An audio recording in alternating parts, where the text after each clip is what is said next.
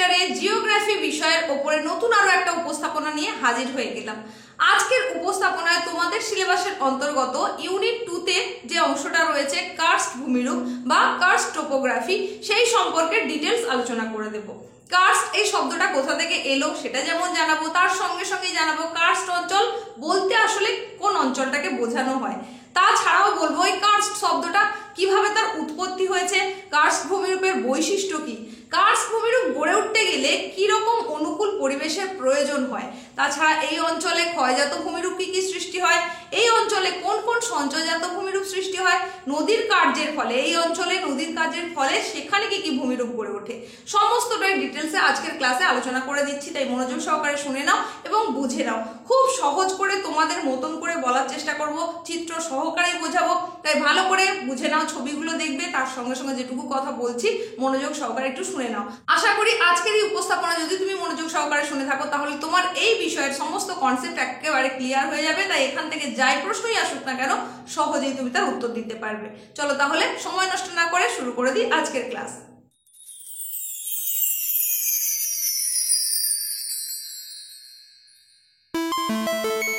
প্রথমেই তাহলে আমাদেরকে যেটা জানতে হবে সেটা হচ্ছে কার্স্ট অঞ্চল আসলে কি, কোনটাকে কার্স্ট অঞ্চল বলা হয়। তার জন্য দেখো আমি এখানে কতগুলো পয়েন্ট উল্লেখ করে দিয়েছি, প্রয়োজনে অবশ্যই নোট ডাউন করো, নাহলে কিন্তু স্ক্রিনশটটাও নিয়ে রাখতে পারো। মানে এই কয়েকটা কথা যদি তুমি মনে রাখো তাহলেই তুমি মনে রাখতে পারবে কার্স্ট অঞ্চল কি। কি কথা? পূর্বতন যুগোস্লাভিয়া, অ্যাড্রিয়াটিক উপকূল, দিনেরিক আল্পস, চুনাপাথর গঠিত মালভূমি। এবার কিভাবে সংজ্ঞাটা তাহলে দেবে? পূর্বতন যুগোস্লাভিয়ার অন্তর্গত অ্যাড্রিয়াটিক উপকূলে অবস্থিত দিনেরিক আল্পসের একটা উচ্চ বন্ধুর মালভূমি, যেটা চুনাপাথরে গঠিত। এই যে লিখেছি চুনাপাথর গঠিত মালভূমি, মালভূমি মানেই একটু তুলনায় উঁচু হবে এবং সেটা বন্ধুর প্রকৃতির, তাই উচ্চ বন্ধুর চুনাপাথর গঠিত মালভূমি, সেটাকেই কিনা বলা হয় কার্স্ট রিজিয়ন বা কার্স্ট অঞ্চল। এইবার এই যে যুগোস্লাভিয়ার অ্যাড্রিয়াটিক তীরে এই যে কার্স্ট অঞ্চলটা, এখানে ভৌমজলের কাজের জন্য নানান রকমের ভূমিরূপের ভাস্কর্য দেখা যায়। ভৌমজল আমরা আগের ক্লাসে পড়ে চলে এসেছি, তোমরা জানো ভৌমজল কি বা গ্রাউন্ড ওয়াটার কি। তো সেই জলের কাজের জন্য যে ভাস্কর্যটা এই অঞ্চলে দেখা যায়, সেই ভাস্কর্যের আদলে পৃথিবীর অন্যান্য সমস্ত চুনাপাথর গঠিত অঞ্চলে যেরকম ভূমিরূপ দেখতে পাওয়া যায়, সেই ভূমিরূপগুলোকে বলা হয় কার্স্ট ভূমিরূপ। তাহলে কার্স্ট অঞ্চল কাকে বলে? এখানে যেটা শর্টে লিখিয়ে দিয়েছি এটাই হচ্ছে কার্স্ট অঞ্চল।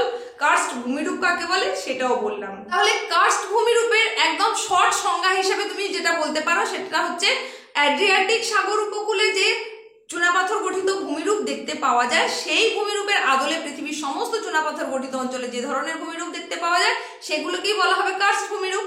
উদাহরণ হিসেবে আমরা তাহলে বলতে পারি ভারতে এরকম কোথায় দেখতে পাওয়া যায় না, ভারতের দেরাদুনে তপকেশ্বরে এই ভূমিরূপ দেখতে পাওয়া যায় কার্স্ট ভূমিরূপ। তাছাড়া অন্ধ্রপ্রদেশের যে বোরা গুহা সেখানেও কিন্তু এই কার্স্ট ভূমিরূপ দেখতে পাওয়া যায়। এইবার দেখে নাও, এই যে আমরা বারবার কার্স্ট কথাটা বলছি এটা এলো কোথা থেকে।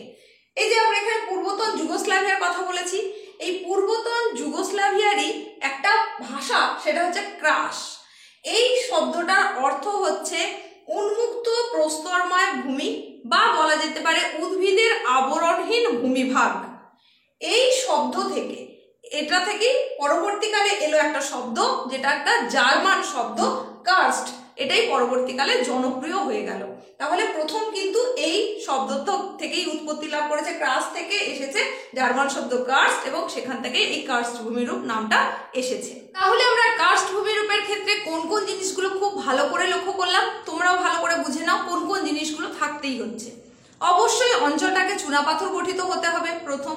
দ্বিতীয়ত সেখানে কি হচ্ছে ভূগর্ভস্থ জলের কাজটা বেশি পরিমাণে থাকতে হবে জলনির্গম হিসাবে, মানে ভৌম জলের কাজটার আধিক্য থাকতে হবে। আর ভূমিভাগের ওপরটা কেমন থাকতে হবে, সেটা হচ্ছে উন্মুক্ত প্রস্তরময় ভূমি, মানে সেখানে উদ্ভিদের বা বৃক্ষের আচ্ছাদন বা আবরণ প্রায় থাকবে না বললেই চলে।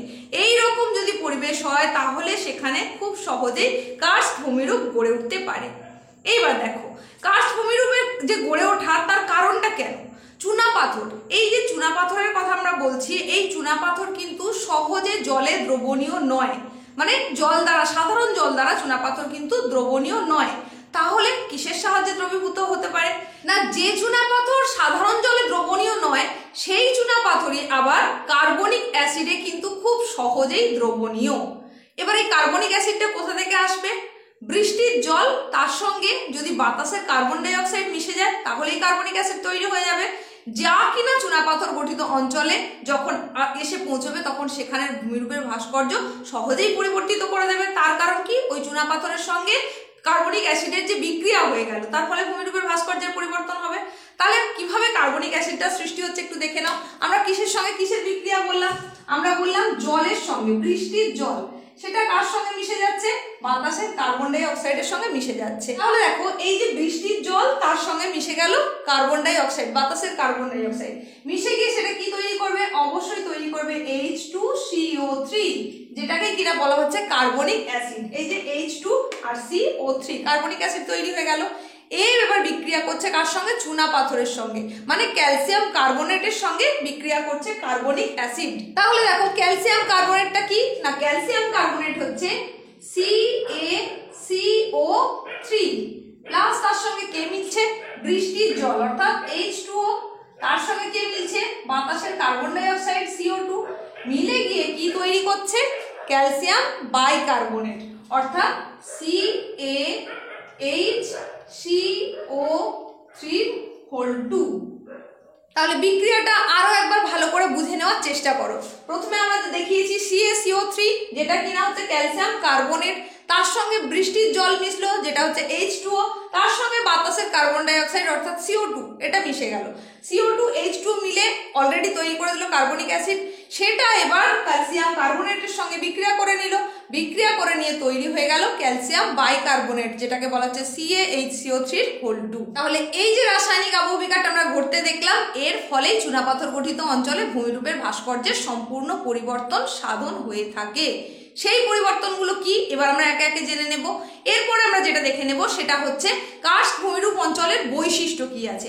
তবে এই বৈশিষ্ট্য সম্পর্কে জানানোর আগে বলি, তুমি যদি চ্যানেলে প্রথম এসে থাকো তাহলে চ্যানেলটাকে অবশ্যই এখনই সাবস্ক্রাইব করো এই ধরনের গুরুত্বপূর্ণ ক্লাস ভিডিওগুলো পাওয়ার জন্য। শুধুমাত্র সাবস্ক্রাইব করলেই হবে না, অবশ্যই পাশে থাকা নোটিফিকেশন বেল আইকনটাকে অল করে দিতে হবে। তার কারণ এই রকম যখন গুরুত্বপূর্ণ ক্লাস ভিডিও আপলোড হবে তৎক্ষণাৎ সেই নোটিফিকেশন তবেই কিন্তু তোমার কাছে পৌঁছতে পারবে। এখন দেখে নাও কার্স্ট অঞ্চলের বৈশিষ্ট্য তাহলে আমরা কি কি বলতে পারি। একটা আদর্শ কার্স্ট ভূমিরূপ অঞ্চলে যে বৈশিষ্ট্যগুলো থাকতেই হবে সেগুলো হচ্ছে ভূপৃষ্ঠে জলনির্গম থাকে না, মানে ভূপৃষ্ঠের ওপরে প্রকাশ্যে কোনো জলনির্গম প্রণালী প্রায় থাকে না বললেই চলে, থাকলেও সেটা হচ্ছে অবিন্যস্ত, বিক্ষিপ্ত ছাড়া ছাড়া অবস্থায় দেখতে পাওয়া যায়। এইবার ভূগর্ভে নদীর বিকাশ, আমরা বললাম ভূপৃষ্ঠে জলনির্গম দেখতে পাওয়া যায় না, আবার বলছি ভূগর্ভে নদীর বিকাশ, মানে আমরা যেটা ভৌমজলের কাজের কথা বলেছি এখানে সম্পূর্ণভাবে ভূগর্ভে নদীর বিকাশ লক্ষ্য করা যাবে। কিসের জন্য? দ্রবণ কার্যের জন্য। তার কারণ কি? ওপরের অংশটা গলে গেল, দ্রবীভূত হয়ে গেল, ওপরে যে চুনাপাথর গঠিত অঞ্চল সেটা জলের সংস্পর্শে দ্রবীভূত হয়ে গেল, তার ফলে নদী লক্ষ্য করা যাবে কোথায়? ভূগর্ভে। আর কি কি বৈশিষ্ট্য দেখা যাবে না, সেখানে নানা আকৃতির নানা ধরনের গর্ত দেখা যাবে, গুহা দেখা যাবে। কিসের জন্য? দ্রবণ কাজের জন্য, ধসের জন্য। ধরো কোনো একটা অঞ্চল সেটা এমনিই ছিল, সেখানে চুনাপাথর গঠিত অঞ্চল সমতল অবস্থায় ছিল, এবার সেখানে বৃষ্টির জলের বাতাসের সংস্পর্শে এসে সেটা বিক্রিয়া হয়ে যাওয়ার ফলে ওই জায়গায় ওই যে রাসায়নিক বিকারগ্রস্ত হয়ে গেল, রাসায়নিক অববিকারগ্রস্ত হলো, তার ফলে সেখানে ছোট ছোট হোল তৈরি হতে পারে, গর্ত তৈরি হতে পারে। এই ছোট হোলগুলো পরবর্তীকালে আরো বড় আকার ধারণ করতে পারে, তখন গুহার আকার ধারণ করতে পারে, যেগুলো আমরা পরবর্তীতে ক্ষয়জাত সঞ্চয়জাত ভূমিরূপ পড়ার সময় আরো ডিটেলসে জেনে নেব। তাহলে এখন কি দেখলাম যে এই বৈশিষ্ট্যগুলো একটা আদর্শ কার্স্ট ভূমিরূপ অঞ্চলে অবশ্যই লক্ষ্য করা যাবে। নেক্সট যে পার্টটা আমরা আলোচনা করে নেব সেটা হচ্ছে কার্স্ট ভূমিরূপ গঠনের অনুকূল পরিবেশ বা অনুকূল অবস্থা, মানে কি কি কারণে সেই জায়গাটা ভালোভাবে কার্স্ট ভূমিরূপ গড়ে উঠতে পারবে, তার অনুকূল কি কি পরিবেশ থাকা প্রয়োজন রয়েছে সেটাই এবার আমরা আলোচনা করে নেবো। তাহলে একটা পয়েন্ট আমরা আলোচনা করছি, দেখে নাও, বুঝে নাও। প্রথম পয়েন্টে যেটা আমি লিখেছি সেটা হচ্ছে চুনাপাথর জাতীয় দ্রাব্য শিলার উপস্থিতি। ভূপৃষ্ঠ সংলগ্ন এলাকায় এমন একটা শিলাস্তর থাকা প্রয়োজন যেটা দ্রাব্য, জলে সহজে দ্রবীভূত হতে পারে। সেটা চুনাপাথর দিয়ে হতে পারে, সেটা ডলোরাইট দিয়ে হতে পারে, সেটা চক জাতীয় গঠিত শিলা হতে পারে, মানে জলে সহজে দ্রবীভূত হতে পারবে এই রকম শিলার উপস্থিতি কিন্তু থাকতে হবে, দ্রাব্য শিলার উপস্থিতি থাকতে হবে, তাহলে সেখানে সহজে কার্স্ট ভূমিরূপ গড়ে উঠতে পারবে। সেকেন্ড যেটা আমরা বলেছি সেটা হচ্ছে গভীর শিলাস্তর। ধরো যে শিলাস্তরটার কথা আমরা বলছি, যে অঞ্চলটার কথা বলছি, সেই অঞ্চলের শিলাস্তরটা যদি পুরু হয় তবেই কিন্তু সেখানে সহজেই কার্স্ট ভূমিরূপের ভাস্কর্য লক্ষ্য করা যাবে। যদি স্তরটা পুরু না হয়ে পাতলা হয় তাহলে সেখানে খুব একটা বেশি ভূমিরূপের ভাস্কর্য কিন্তু আমরা দেখতে পারবো না। তাই অবশ্যই পুরুত্বটা বেশি হবে, তাহলেই সেখানে দ্রবণ কাজ বেশি হবে, আর সেখানে কিন্তু ভূমিরূপের ক্ষেত্রে যে ভাস্কর্য সেটাও আমরা পরিবর্তন লক্ষ্য করতে পারবো। নেক্সট পয়েন্ট হিসেবে আমরা যে পয়েন্টটাকে উল্লেখ করছি সেটা হচ্ছে প্রবেশ্য শিলাস্তর। প্রবেশ্য শিলাস্তর মানে ধরো যে শিলাস্তরটা দ্বারা গঠিত হবে ভূপৃষ্ঠের পরবর্তী অঞ্চলটা, সেখানে যত বেশি ফাটল বা দারুণ দেখা যাবে, অর্থাৎ চ্যুতিযুক্ত অঞ্চল যত বেশি হবে, সেখানে কি হবে, বৃষ্টির জলটা সহজেই ভেতরে প্রবেশ করতে পারবে, তার ফলে সেখানে দ্রবণ কার্যটাও বেশি মাত্রায় হবে এবং ভূমিরূপের ভাস্কর্যটাও বেশি মাত্রায় লক্ষ্য করা যাবে। তাহলে কার্স্ট ভূমিরূপ গড়ে উঠতে গেলে অবশ্যই একটা প্রবেশ্য শিলাস্তর থাকা প্রয়োজন, যেখান থেকে বৃষ্টির জলের অনুপ্রবেশ ঘটবে। নেক্সট পয়েন্টে বলেছি অপ্রবেশ্য শিলাস্তর। আমরা যখন ভৌম জলের ক্লাসটা করেছিলাম সেখানে কি দেখেছি, ভৌম জলস্তর সেখানেই গড়ে উঠবে যেখানে প্রবেশ্য শিলাস্তরের নিচে একটা অপ্রবেশ্য শিলাস্তর থাকবে, মানে সেই জলটাকে আরো নিচে নেমে যেতে বাধা দেবে এমন একটা শিলাস্তর কিন্তু থাকতে হবে, তবেই সেখানে জলের একটা ভান্ডার গড়ে উঠবে, জলের স্তর গড়ে উঠবে, যেটাকে আমরা ভৌম জলস্তর বলবো। তো এখানেও ঠিক তাই, প্রবেশ্য শিলাস্তরের নিচে যদি অপ্রবেশ্য শিলাস্তর থাকে তবেই তো সেই জলটার যেতে বাধা তৈরি করবে এবং সেখানে যে ভৌম জলটা সৃষ্টি হবে তার ফলে কিন্তু দ্রবণ কাজটা আরো বেশি মাত্রায় হতে পারবে। তার জন্যই অবশ্যই প্রবেশ্য শিলার নিচে অপ্রবেশ্য শিলাস্তর থাকা প্রয়োজন। নেক্সট পয়েন্টে বলেছি আমরা অঞ্চলটির বিশালতা। ধরো এই যে চুনাপাথর গঠিত অঞ্চল হতেই হবে, এটা তো বলছি, না হলে রাসায়নিক আবহবিকারগ্রস্ত হতে পারবে না শিলাস্তরটা। সেই যে অঞ্চলটা তার যদি বিশালতা লক্ষ্য করা যায় তবেই কিন্তু সেখানে সব ধরনের এই ভাস্কর্যযুক্ত ভূমিরূপ গড়ে উঠতে পারবে। যদি আকারে সেটা ক্ষুদ্র আয়তন হয়ে থাকে তাহলে কিন্তু সমস্ত ধরনের ভূমিরূপ গড়ে উঠতে পারবে না, তাই অঞ্চলটাকে বিশাল হতে হবে, এই আবশ্যকতা অবশ্যই রয়েছে। নেক্সট পয়েন্টে আমরা বলছি বৃষ্টিপাতের পর্যাপ্ততা।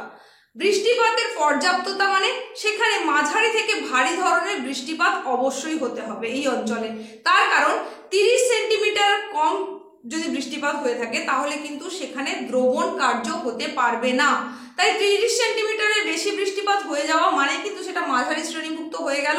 মাঝারি থেকে বেশি মাত্রায় যখনই বৃষ্টিপাত সংঘটিত হবে তখন জলের অনুপ্রবেশটা, ওই বৃষ্টির জলের অনুপ্রবেশটা বেশি মাত্রায় ঘটবে, যেটা দ্রবণ কার্যে সাহায্য করবে এবং সহজেই কার্স্ট ভূমিরূপ গড়ে উঠতে পারবে। তো এই হচ্ছে সমস্ত অনুকূল ভৌগোলিক অবস্থা যেগুলোর সাহায্যে কার্স্ট ভূমিরূপ অঞ্চল সহজেই গঠন হতে পারবে। এবার আমরা যেটা দেখে নেব সেটা হচ্ছে কার্স্ট অঞ্চলের উদাহরণ, বা বলা যায় পৃথিবীর প্রধান প্রধান কার্স্ট অঞ্চল কোনগুলো। দেখো আমি এখানে যেটা দেখিয়েছি, একটা ডাটা দিয়েছি যে স্থলভাগের 7 to 10%, মানে মোট যে স্থলভাগ রয়েছে আমাদের পৃথিবীতে, সারা পৃথিবীতে, তার মধ্যে 7 থেকে 10% কার্স্ট ভূমিরূপ গঠিত অঞ্চলের অন্তর্গত। তবে তার পুরোটাই যে আদর্শ কার্স্ট ভূমিরূপ এরকম কিন্তু নয়, সেটার পরিমাণ আরো কম। এবার কোন কোন জায়গায় মূলত এই ধরনের ভূমিরূপ বেশি পরিমাণে লক্ষ্য করা যায় সেটা তোমাদের দেখিয়েছি। দেখো এশিয়া, ইউরোপ, উত্তর আমেরিকা, ওশিয়ানিয়া, ভারত, এই সমস্ত জায়গায় এই কার্স্ট ভূমিরূপ সব থেকে বেশি পরিমাণে লক্ষ্য করা যায়। এর মধ্যে এই যে ইউরোপের কথা আমরা বললাম, ইউরোপে কিন্তু বিশ্বের বৃহত্তম যে কার্স্ট ভূমিরূপ সেটা লক্ষ্য করা যায়। আর ভারতের কোথায় কোথায় লক্ষ্য করা যায় এই অংশটা খুব ভালো করে লক্ষ্য করো, প্রয়োজনে অবশ্যই নোট ডাউন করো বা স্ক্রিনশট নিয়ে নাও, কারণ এখান থেকে কিন্তু তোমাদের এমসিকিউ প্রশ্ন আসতে পারে। দেখো ভারতের যে উল্লেখযোগ্য জায়গাগুলো কার্স্ট ভূমিরূপের অন্তর্গত সেটা হচ্ছে উত্তরাখণ্ডের তপকেশ্বর, সহস্রধারা, গুজরাটের পোরবন্দর, অন্ধ্রপ্রদেশের বোরা গুহালু, যেটা একটু আগেই বলছিলাম, আরাকু উপত্যকা, মেঘালয়ের চেরাপুঞ্জি, আর বিহারের গুপ্তধাম গুহা, পশ্চিমবঙ্গের বক্সা জয়ন্তী পাহাড়। এর মধ্যে তোমরা কিন্তু ক্লাস 8-এ দুটো নাম শুনে এসেছো, সেটা হচ্ছে মেঘালয়ের চেরাপুঞ্জি আর এই যে অন্ধ্রপ্রদেশের বোরা গুহালু। এগুলোর নাম কিন্তু তোমরা কার্স্ট ভূমিরূপ হিসাবে ক্লাস 8-এ পড়ে এসেছো, যদিও সেখানে খুব সামান্য একটু উল্লেখ করা ছিল। যাই হোক, এই হচ্ছে টোটাল ভারতের উল্লেখযোগ্য কার্স্ট ভূমিরূপ গঠিত অঞ্চল। আশা করি এই পর্যন্ত যতটুকু তোমাদের বললাম নিশ্চয়ই বুঝতে পেরেছো। তো তো নেক্সট পার্ট হিসেবে আমরা যেটা পড়বো সেটা হচ্ছে ইরোশনাল ল্যান্ডফর্ম, মানে কার্স্ট অঞ্চলের যে ক্ষয়জাত ভূমিরূপ সেইগুলো সম্পর্কে আমরা এবার পড়ে নেবো। তো এই ইরোশনাল ল্যান্ডফর্ম সম্পর্কে বলার আগে বলি, আজকের এই ক্লাসটা তোমার কেমন লাগছে সেটা কিন্তু কমেন্টে অবশ্যই জানিও। নেক্সট ক্লাস হিসেবে তোমরা কোনটা পেতে চাইছো সেটাও কমেন্টে জানাতে পারো, বা তোমাদের যদি কোনো বিষয় জানার বা জানানোর থাকে সেটাও কমেন্টের মাধ্যমে অবশ্যই জানাতে পারো। এইবার আমরা তাহলে একে একে ভূমিরূপগুলো সম্পর্কে জেনে নেব। প্রথমেই যেটা জানবো সেটা হচ্ছে ক্ষয়জাত ভূমিরূপ। দেখো আমি এখানে তোমাদের দেখিয়েছি কার্স্ট অঞ্চলের ক্ষয়জাত ভূমিরূপ, যেটাকে ইংলিশে বলা হচ্ছে ইরোশনাল ল্যান্ডফর্ম। তো এই কার্স্ট অঞ্চলে যে ক্ষয়জাত ভূমিরূপগুলো রয়েছে সেইগুলো আমি চিত্র সহযোগে তোমাদের বোঝানোর চেষ্টা করছি, একটু মনোযোগ সহকারে শুনে নাও, তাহলে আশা করি নিশ্চয়ই বুঝতে পারবে। দেখো এখানে পরপর আমি ভূমিরূপগুলোর নাম লিখেছি, যে ভূমিরূপগুলো মূলত এখানে দেখতে পাওয়া যায় সেটা হচ্ছে sinkhole, swallow hole, ponor, doline, uvala, polje, karst জানালা, কার্স্ট হল, কার্স্ট উপত্যকা, হামস। এই ধরনের ভূমিরূপ দেখতে পাওয়া যায়। এবার এক একে জেনে নিই কোন কোন সেই ভূমিরূপ। প্রথম যে ভূমিরূপটার কথা বলেছি সেটা হচ্ছে সিঙ্ক হোল। হোল শব্দের অর্থ কি? গর্ত। সিঙ্ক মানে চুইয়ে পড়তে পারবে এরকম, সিঙ্ক হতে পারবে, চুইয়ে যেতে পারবে এরকম। তাহলে এই যে সিঙ্ক হোলটার কথা বলছি, এই ভূমিরূপটা হচ্ছে কার্স্ট অঞ্চলের সব থেকে বেশি সংখ্যায় দেখতে পাওয়া যায়। মানে কোনো একটা এলাকা সেটা যদি কার্স্ট অঞ্চলের অন্তর্গত হয়ে থাকে তাহলে সব থেকে বেশি যে ভূমিরূপটা দেখতে পাওয়া যাবে সেখানে হচ্ছে সিঙ্কহোল বেশি দেখা যাবে। মানে হাজার হাজার সিঙ্কহোল সেই এলাকায় গড়ে উঠবে। তার কারণ কি? এই সিঙ্কহোল হচ্ছে কি, চুনাপাথরের সঙ্গে যখন জলের মিশ্রণটা ঘটলো, প্রথম ধরো বৃষ্টির জল এসে যখন পড়লো, তখন তার আঘাতে এবং সেই বৃষ্টির জলের সঙ্গে বাতাসের যে কার্বন ডাইঅক্সাইডের রাসায়নিক বিক্রিয়া, যে কার্বনিক অ্যাসিডের তৈরি হলো, তার সঙ্গে চুনাপাথরের বিক্রিয়ায় প্রথম যে ছোট ছোট গর্তগুলো তৈরি হয়ে গেল সেটাই হচ্ছে আসলে সিঙ্কহোল। তাহলে সেটা তো অসংখ্য গর্ত এরকম তৈরি হবে। সেই জন্য কার্স্ট ভূমিরূপ এলাকায় সব থেকে বেশি যে ভূমিরূপ দেখতে পাওয়া যায় সেটা হচ্ছে সিঙ্কহোল। এখানে আমি তোমাদের দেখিয়েছি, দেখো এই যে ছোট্ট ছোট্ট যে ভূমিরূপ, মানে ছোট্ট ছোট্ট গর্তগুলো, সেটাই হচ্ছে সিঙ্কহোল। নেক্সট তোমাদের দেখো এই যে ছবিটা দেখিয়েছি, এটা হচ্ছে সোয়ালো হোল। তাহলে সোয়ালো হোল জিনিসটা কি? সিঙ্কহোলের থেকে তুলনায় বড় যেটা সেটাই হচ্ছে সোয়ালো হোল, সেটাও এক ধরনের গর্ত। তাহলে সেটা কিভাবে তৈরি হচ্ছে? এই যে একাধিক সিঙ্কহোল তৈরি হয়ে রয়েছে, এই কাজের ফলে মানে তাদের দ্রবণ কার্য ঘটলো, তার ফলে সেখানে গর্ত তৈরি হলো, সিঙ্কহোল হয়ে গেল। এবার পাশাপাশি অবস্থিত এই সিঙ্কহোলগুলো ধীরে ধীরে কি হবে, তাদের প্রসারতাটা আরো বেড়ে যাবে। প্রসারণ যখনই বেড়ে গেল তখন একটার সঙ্গে আরেকটা গিয়ে মিলিত হয়ে যাবে। মানে ধরো আজকে এই আকৃতি ছিল, এরপর সেটা আরো দ্রবীভূত হচ্ছে জলের সংস্পর্শে, ফলে তার সেই গর্তের যে পরিমাণটা সেটা আকারে বাড়ছে, এও বাড়ছে, এর মতো এও বাড়ছে, বাড়তে বাড়তে একসময় দেখা যাবে কি দুটো সিঙ্কহোল মিলিত হয়ে একটা বড় গর্ত তৈরি হয়ে গেছে। সেটার নামই হচ্ছে সোয়ালো হোল। আশা করি বুঝে গেছো। নেক্সট যেটা কথা আমরা বলেছি সেটা হচ্ছে পোনর। পোনর জিনিসটা কি? পোনর হচ্ছে গ্রীবা বা গলা। কার গলা? তোমার না আমার? না, তোমারও না আমারও না। তাহলে কার গলা? এই যে সিঙ্কহোল যেটা তৈরি হলো, এই সিঙ্কহোল থেকে একদম গর্তের মানে ভেতরে অভ্যন্তরে যে গুহা রয়েছে সেই গুহা পর্যন্ত যদি গ্রীবা সদৃশ কোনো ভূমিরূপ গড়ে ওঠে, গলার মতন কোনো ভূমিরূপ যদি গড়ে ওঠে, তখন সেটাকে বলা হয় পোনর। আরেকবার বলছি, নিশ্চয়ই বুঝতে একটু অসুবিধা হলো। সিঙ্কহোল মানে হচ্ছে ছোট্ট গর্ত, এই গর্তের মধ্য দিয়ে তাহলে জলটা কি হচ্ছে, প্রবেশ করে যাচ্ছে, মানে সেই গর্তের গভীরতা আস্তে আস্তে বাড়ছে। সেই গভীরতা বাড়তে বাড়তে মানে ছিদ্রটা বাড়তে বাড়তে বাড়তে বাড়তে যদি একদম অভ্যন্তরের গুহা পর্যন্ত, ভেতরে যে গুহা রয়েছে সেই পর্যন্ত যদি একটা অংশ তৈরি হয়, তখন সেখানে তার চারপাশের যে দেওয়ালটা সেটা দেখে মনে হয় একটা স্তম্ভের মতন রয়েছে বা লম্বা গলার মতন হয়ে অবস্থান করছে, সেটাকেই কিনা বলা হবে পোনর। আশা করি বুঝতে পেরেছো। এরপরে বলেছি ডোলাইন। ডোলাইনটা কি? এগুলো সবই কিন্তু আসলে গর্ত, ভালো করে বুঝে নাও। এই যে ক্ষয়জাত ভূমিরূপ আমরা যা যা পড়বো সবগুলোই কিন্তু আসলে গর্ত। এবার কোনোটার আকার ছোট তাই তার একরকম নাম, একটু বেড়ে গেলে তার আরেক রকম নাম। তো এই ডোলাইনটাও তাহলে এক ধরনের গর্ত। এটা কিরকম? এই যে সিঙ্কহোল একসময় সোয়ালো হোলে পরিণত হলো, সোয়ালো হোল যখন আরো বড় হয়ে গেল এবং তার তলদেশটা অনেকটা প্রশস্ত হয়ে গেল, সমতল ভূমির মতন হয়ে গেল, তখন এবং তার দুপাশে যখন খাড়া দেওয়াল উঠলো, তখন সেটাকে বলা হচ্ছে ডোলাইন।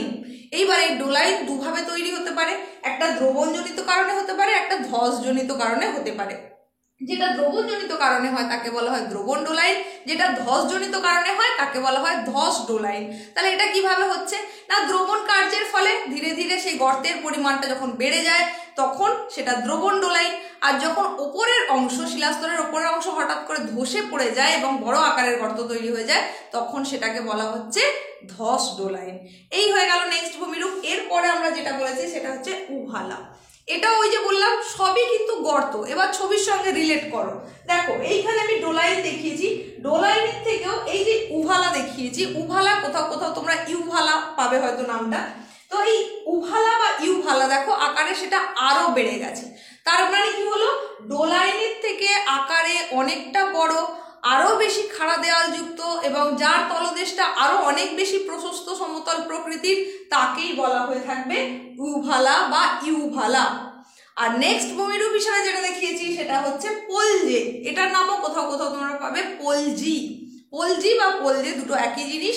এটা হচ্ছে আরো বড় গর্ত, মানে কার্স্ট ভূমিরূপ এলাকায় সব থেকে বড় গর্ত বিশিষ্ট যে ভূমিরূপটা সেটাকেই বলা হয় পোলজে। দেখো এখানে আমি যতগুলো গর্ত দেখিয়েছি তার মধ্যে সব থেকে বড় হচ্ছে এটা, তাহলে এইটাই নাম হচ্ছে পোলজে। এটা তাহলে কি হলো, আরো দীর্ঘ সময় ধরে যখন উভালা বা ডোলাইন আরো বিস্তৃত আকার ধারণ করে নিচ্ছে, আরো বেশি অবনমিত হয়ে যাচ্ছে, তার তলদেশটা আরো অনেক বেশি প্রশস্ত চওড়া হয়ে যাচ্ছে এবং দুপাশে অত্যন্ত খাড়া দেওয়াল গড়ে উঠছে, তখন সেই অবনমিত আবদ্ধ যে ভূমিভাগ সেটাকেই বলা হবে পোলজে বা পোলজি।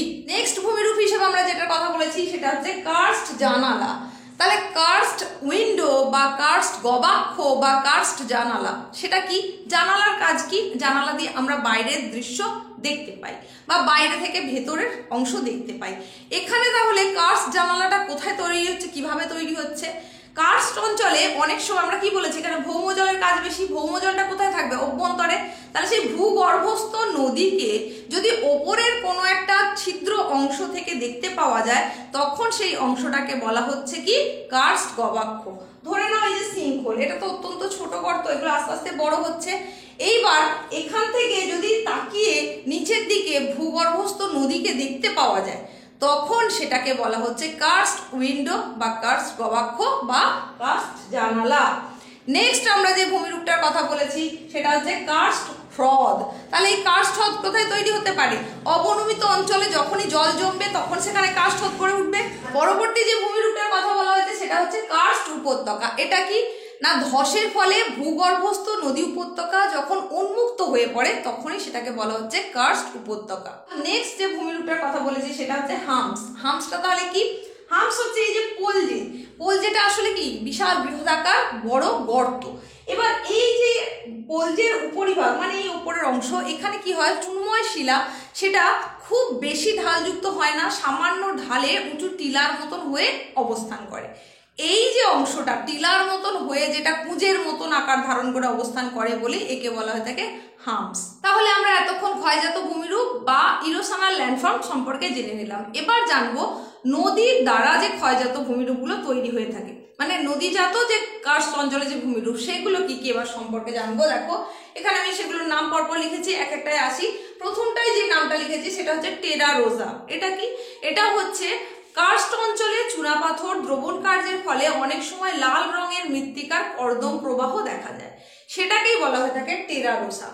এরপরে কি করেছি সেটা হচ্ছে গিরিখাত। এখানে ছবিগুলো ভালো করে দেখে নাও, এই যে ছবিটা আমি এখানে দেখিয়েছি, এখানে বিভিন্ন জায়গায় বিভিন্ন নামগুলো দেখিয়ে দিয়েছি, যেমন অন্ধ উপত্যকা, শুষ্ক উপত্যকা, কার্স্ট, শঙ্কু, গুহা, প্রাকৃতিক সেতু, সেগুলো আমি একে একে এখানেও আলোচনা করব। তো নেক্সট যেটাকে বলেছি সেটা হচ্ছে গিরিখাত। ভূপৃষ্ঠের সঙ্গে সমান্তরালে গড়ে ওঠা মানে কোনো নদী যখন কি হয় তার প্রবাহ পথে দ্রবণ কার্যের ফলে একটা সুগভীর এবং খাড়া উপত্যকা গঠন করে তখনই তাকে বলা হয়ে থাকবে গিরিখাত। তাহলে এটা নদীর জন্যই হলো, তাই এই ভূমিরূপটার কথা উল্লেখ করলাম। তারপরে বলছি শুষ্ক উপত্যকা। তাহলে শুষ্ক উপত্যকা দেখো আমরা এখানে ছবিতে দেখিয়েছি এই অঞ্চলটা, এটা হচ্ছে শুষ্ক উপত্যকা।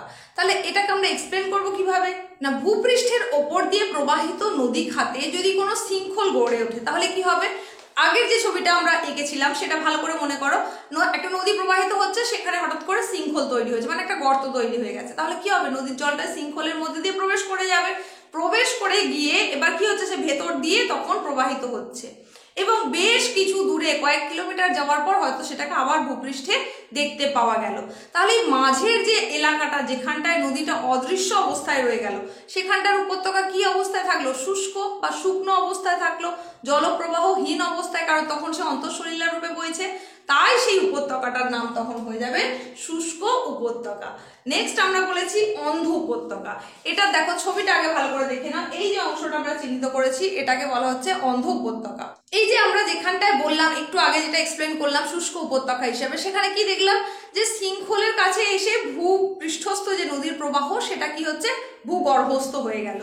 তাহলে এরপর থেকে খালি চোখে আর কিন্তু ওই নদীর উপত্যকাটা লক্ষ্য করা যাবে না, নদীটার প্রবাহ আর লক্ষ্য করা যাবে না। ওই শৃঙ্খল পর্যন্ত তার প্রবাহ লক্ষ্য করা গেল, তারপর তো সে অন্তঃসলিলা হয়ে গেছে। সেই কারণে ওই অংশটাকে তখন বলা হচ্ছে অন্ধ উপত্যকা, যেহেতু তার প্রবাহটাকে আর দেখতে পাওয়া যাচ্ছে না, তাই সেটা হয়ে গেল অন্ধ উপত্যকা। নেক্সট যেটা বলেছি সেটা হচ্ছে গুহা। এই যে অন্তঃসলিলা রূপে যখন সে বয়ে যাচ্ছে তখন সে ভেতরে গিয়ে কি হচ্ছে, দ্রবণজাত ক্ষয় করে যাচ্ছে। এর ফলে একটা বড় আকারের গর্ত তৈরি হচ্ছে, যেটা অনেকটা দেখতে কেভ বা গুহার মতন, সেটাকেই বলা হচ্ছে কার্স্ট গুহা। আর এরপরে আমরা আসছি যেটা, সেটা হচ্ছে প্রাকৃতিক সেতু বা প্রাকৃতিক খিলান। এটা বোঝার জন্য তোমরা অবশ্যই ছবিটা ভালো করে লক্ষ্য করো। দেখো এখানে আমি এই যে অংশটা দেখিয়েছি, এই অংশটা হচ্ছে গুহা। এই অংশটা যেখানে নীল মতন ডট ডট করা আছে, এখানে কি হচ্ছে, অন্তঃসলিলা রূপে নদী বয়ে যাচ্ছে। তাহলে এর ওপরের এই যে ছোট্ট সরু স্থলভাগ, সেটা কি করছে, গম্বুজ আকারের হয়ে অবস্থান করছে, খানিকটা ভেঁকে উত্তল আকারে অবস্থান করছে, অনেকটা কিসের মতো, ব্রিজ বা সেতুর মতো। সেটাকেই সেই জন্য বলা হচ্ছে প্রাকৃতিক সেতু বা প্রাকৃতিক খিলান। এখানটা গিয়ে তো কেউ ব্রিজটা নির্মাণ করে আসেনি, তাই সেটাকে বলা হচ্ছে প্রাকৃতিক সেতু। আর তারপরে যে ভূমিরূপটার কথা বলা হয়েছে সেটা হচ্ছে প্রাকৃতিক সুড়ঙ্গ। সুড়ঙ্গ অর্থাৎ কি, একটা লুকানো পথ। সেটা তাহলে কিভাবে তৈরি হতে পারে না, ভূগর্ভস্থ ওই যে নদীটার কথা আমরা বারবার বলছি, সেই নদীর প্রবাহ যদি কোনো কারণে বন্ধ হয়ে যায়, তাহলে নদী মানে কি, সেটা অনেকটা গভীরতাযুক্ত এবং অনেক লম্বা জায়গার জুড়ে অবস্থান করছিল। এইবার ধরো কোনো কারণে তার প্রবাহ বন্ধ হয়ে গেল, মানে তাতে আর কোনো জল নেই, ভূগর্ভের মধ্যে রয়েছে অথচ সেখানে তার মধ্যে কোনো জল নেই, তখন তাহলে কি, সেটা একটা সুড়ঙ্গের আকার ধারণ করে নিল।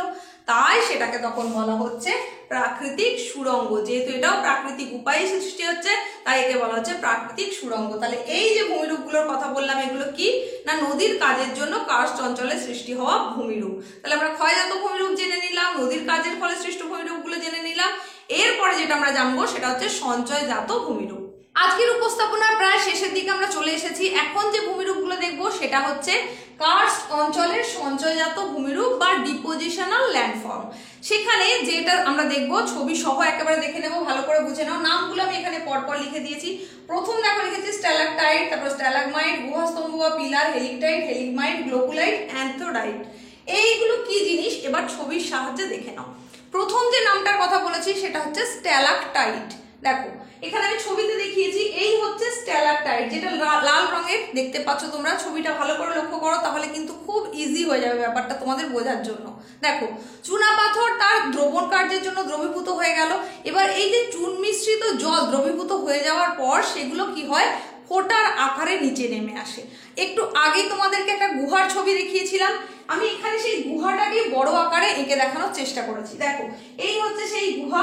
এইবার এই চারপাশে হচ্ছে কি, এগুলো চুনা পাথরের ছাদ, গুহার মধ্যেকার যে ছাদ চুনা পাথর দ্বারা গঠিত। এখানে যখনই দ্রবণ কাজ শুরু হলো তখন সেই চুন মিশ্রিত জলের যে ফোঁটা, সেটাই গুহার ছাদ থেকে কি হবে, ফোঁটার আকারে নিচের দিকে নামতে থাকবে। এই নামার সময় অনেক সময় কি হয়, সেগুলো শুকনো হয়ে গিয়ে ঝুলতে থাকে, ঝুলন্ত অবস্থায় অবস্থান করে। সেটার নামই হচ্ছে স্ট্যালাকটাইট। যখন চুন মিশ্রিত জল ফোঁটার আকারে চুনা পাথরের গুহার ওপর থেকে মানে ছাদ থেকে ঝুলন্ত অবস্থায় থাকে, তখন তাকে বলা হয় স্ট্যালাকটাইট। এইবার ওই ফোঁটাটা যখন তৈরি হয়েছিল, ধরো ফোঁটাটা পড়ে গেছে, তাহলে সেটা পড়ে কোথায় যাবে, মেঝেতে, মানে চুনা পাথরের গুহার যে মেঝে আছে সেখানে পড়বে।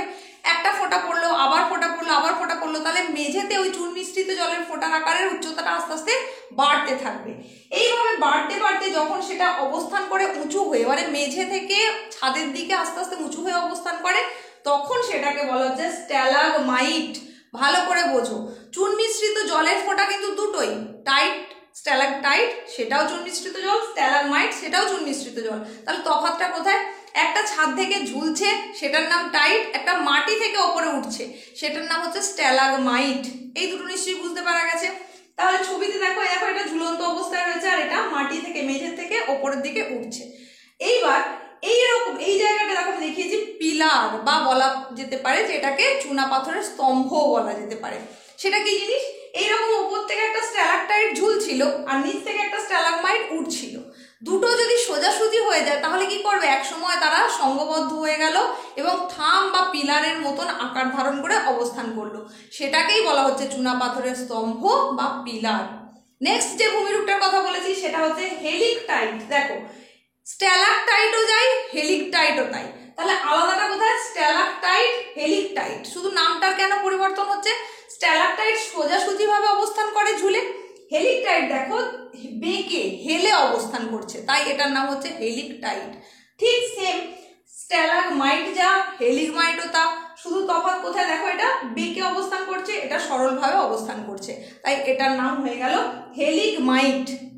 তাহলে কি হচ্ছে? হেলানোর সঙ্গে হেলিগের সম্পর্ক। স্ট্যালাকটাইট আর স্ট্যালাগমাইট কি করে মনে রাখবে? মাইটের সঙ্গে মাটির সম্পর্ক, তাহলে মেঝে থেকে যেটা উপর দিকে উঠবে সেটা হচ্ছে স্ট্যালাগমাইট, সেটাই হবে হেলিগমাইট। শুধু হেলে গেলে তার নাম হেলিগমাইট, সরল অবস্থায় থাকলে তার নাম স্ট্যালাগমাইট। আশা করি বোঝাতে পেরেছি। ওপরেরটা কি বললাম? যেটা ঝুলন্ত অবস্থায় থাকবে তার নাম সোজা হয়ে থাকলে স্ট্যালাকটাইট, আর যদি হেলে অবস্থান করে তাহলেই হেলিকটাইট, ব্যাস।